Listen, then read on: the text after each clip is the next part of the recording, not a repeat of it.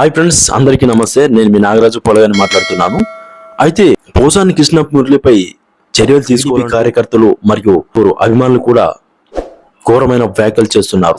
చెప్పాలంటే వైకాపా ప్రభుత్వం అంటే వైఎస్ఆర్సీపీ అధికారంలో ఉన్నప్పుడు పోసాని కృష్ణమురళి టీడీపీ పైన కానీ, టీడీపీ కార్యకర్తల పైన కానీ, చంద్రబాబు నాయుడు గారి పైన కానీ, పవన్ కళ్యాణ్ గారి బీజేపీ పైన కానీ, పవన్ కళ్యాణ్ అభిమానుల పైన కానీ తీవ్రమైన వ్యాఖ్యలతో విరుచుకుపడ్డారు. అయితే వైసీపీ అధికారం కోల్పోయిన తర్వాత టీడీపీ అధికారంలోకి వచ్చిన కూటమి ప్రభుత్వం తర్వాత ఇప్పుడు దాంట్లో ఉన్న అభిమానులు కానీ, కార్యకర్తలు కానీ ఇప్పుడు ఖచ్చితంగా పోసానిపై చర్యలు తీసుకోవాలని చెప్పి ప్రతి ఒక్కరు కూడా కామెంట్స్ చేస్తున్నారు.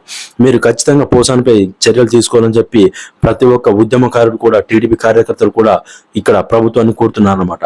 వారు అధికారంలో ఉన్నప్పుడు మాపై అనుచిత వ్యాఖ్యలు చేశారని చెప్పి AP deputy CM Pawan Kalyan పై దూషించి, మరియు చంద్రబాబు నాయుడు గారిని కూడా దూషించి, మరియు బీజేపీ నాయకులను కూడా దూషించినట్టు వీరు అంటున్నారన్నమాట.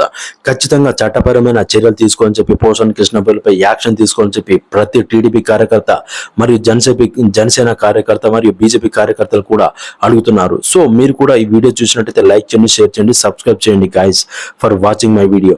అసలు పోసాని కృష్ణమురళి అసలు ఎందుకు ఈ కామెంట్స్ చేశారు ఏంటి అనేది మనం ఒకనొక వీడియోలో తెలుసుకుందాం.